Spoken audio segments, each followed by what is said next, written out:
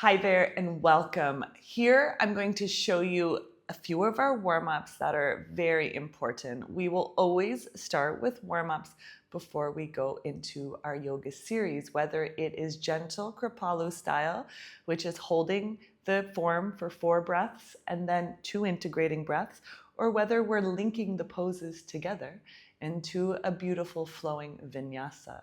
We'll always start with a warm-up to prepare the body. Usually, when starting your class, you can ask your students to come into a comfortable seated position.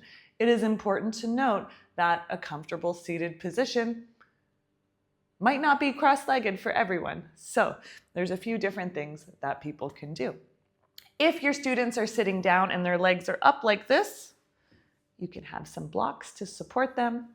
Ideally, we want the legs on the floor, and if they can't reach the floor, that's okay. But we need to make sure they have support, because if the legs are here, they're going to be grabbing through the abs and feeling very unstable. So we want people to feel stable and supported.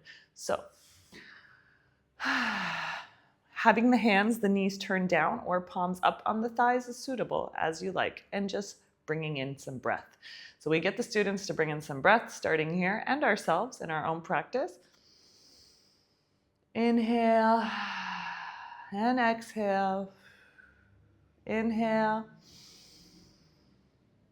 and exhale. So for today, I'm going to take us onto our back. I'll put my blocks to the side. And we're going to begin with, it's called the circular joint warm-up. I love this warm-up even if I'm not doing a yoga class, if I'm doing dance or any type of movement, or just maintenance and checking in with my body that day. If I'm doing just an intuitive session with myself, I will use elements from the circular joint warm-up. Here we go. Coming onto our back. Pressing your back into the floor. You can add a little traction to the femurs from the pelvis. And then from there, I'm going to extend my right leg up. So from here, we'll start by circling the foot. First one way, while we're breathing, of course.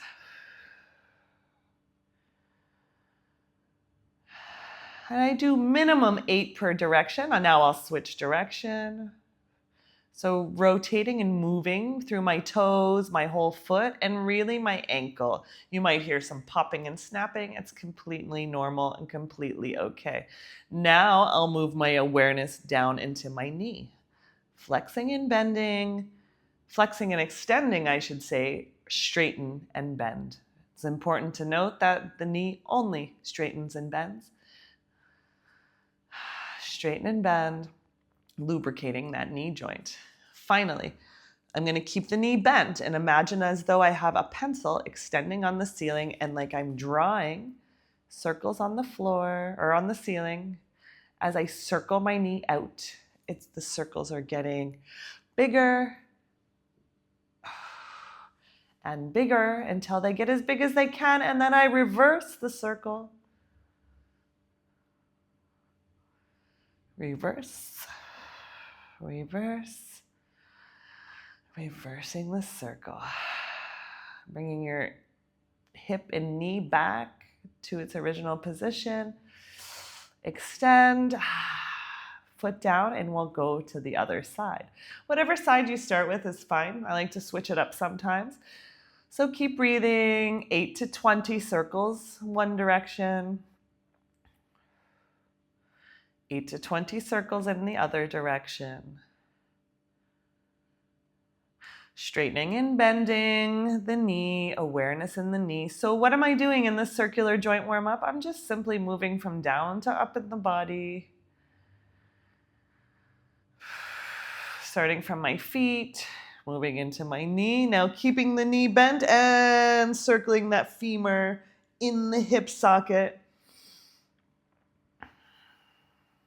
Going out as wide as I can, and then circling back. Oops, those blocks. Keep my foot a little higher.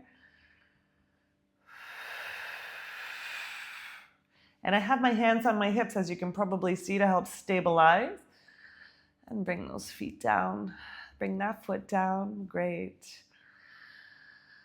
Inhale and exhale. Here, you can choose to stay on your back and do wrist rotations, just like the same that we did for the feet, or you can choose to come to a sitting position. Moving from the elbow. Again, it just straightens and bends with a little rotation happening in from the shoulder. So you can do these on the floor here, or you can choose to do these once you come to seated. Next in the circular joint warm up, I'll come to seated position and I will go after doing the neck, after doing the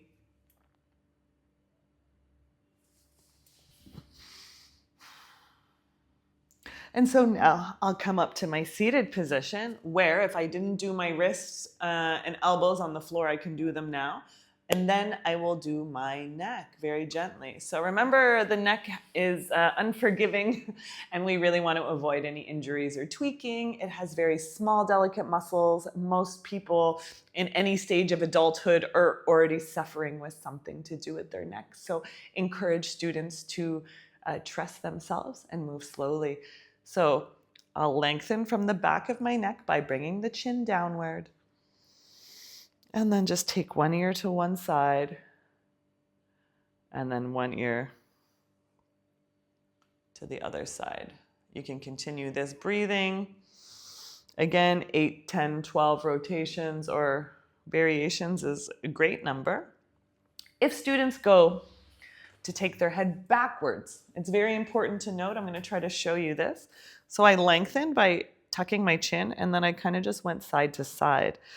If I do go up and look at the ceiling, do you see how I'm staying lifted? I'm actually even grabbing on my ankle I'm actually grabbing on my shin. And I'm kind of pulling back to keep my back straight because I don't want to drop my head back. Do you see that crunching? I don't want to do that. So lengthen, up, chin down, taking the head to the side. If I indeed go back, I lift, I keep my neck long. It's like my face is being pulled to the ceiling and around and small versus here and I drop it. Please don't do this. So again, lengthen. Let me move my hair to show you. Not this, okay? Shoulders are engaged, collarbones are wide, and I'm moving just through the front dimension. And if someone really needs to go back, encourage them to stay lengthened. Okay, so that is for the neck. Okay, so that is for the neck. Next, we will move into the 6 movements of the spine. I'll come into my table pose.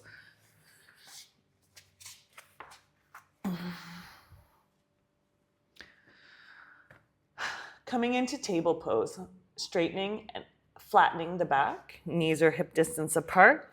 Hands are under the shoulders. My elbows are turned outward. The crease of my elbow, where it bends, is pointed in towards each other. Fingers are pointed straight. Collarbones are wide. All of our points from before. So now starting with the cat and the cow. Inhale, arching. Exhale, rounding.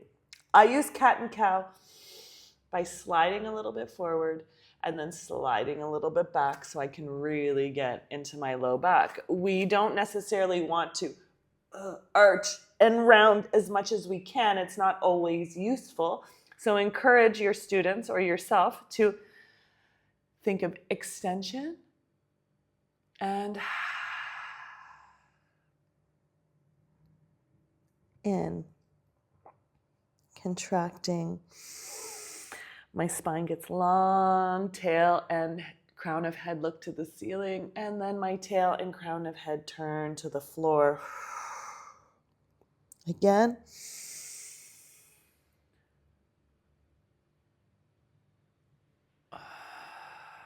So we have front and back.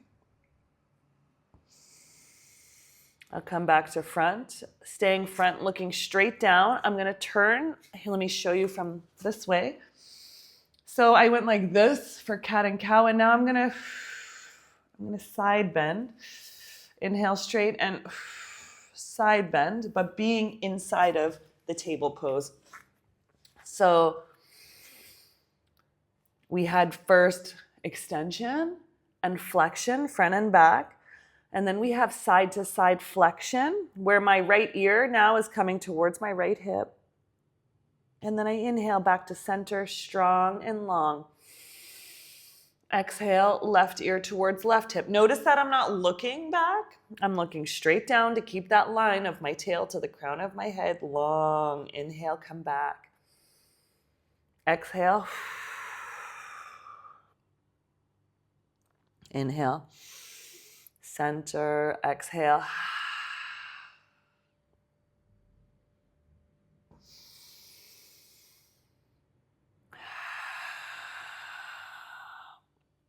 So we have 1, 2, 3, 4 movements of the spine. Can you guess what are another one? We have extension, lateral extension, which is like in mountain pose when we go up, we lengthen. And we also have twists. How can I do a twist from this position? I'll show you. Inhaling the right arm up.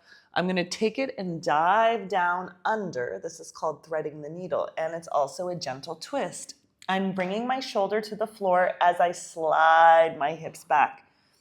And I can bring my head to the floor. This arm that's on the top, I can take it up and engage my twist more. But it's not necessary. I can also keep it on the floor. I want to be very cognizant that the weight of my booty is going back.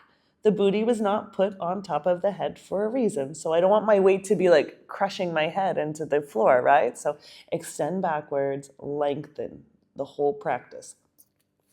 Here we are.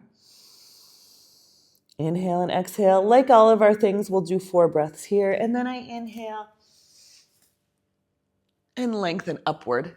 We can also try this one on. I'll show you from the other side also. Before you go down and hold for 4 breaths, you can decide to inhale up, exhale, sweep under, and then just coming back. Inhale up, moving with the breath. Exhale, sweep under. Again, inhale up. Exhale, sweep under. And then you can hold it. So there's a few variations there. Again, lengthen backwards. Feel the tailbone going straight back. That line of energy pushing straight back. Inhale and exhale. And very slowly we'll inhale up. And bring it down.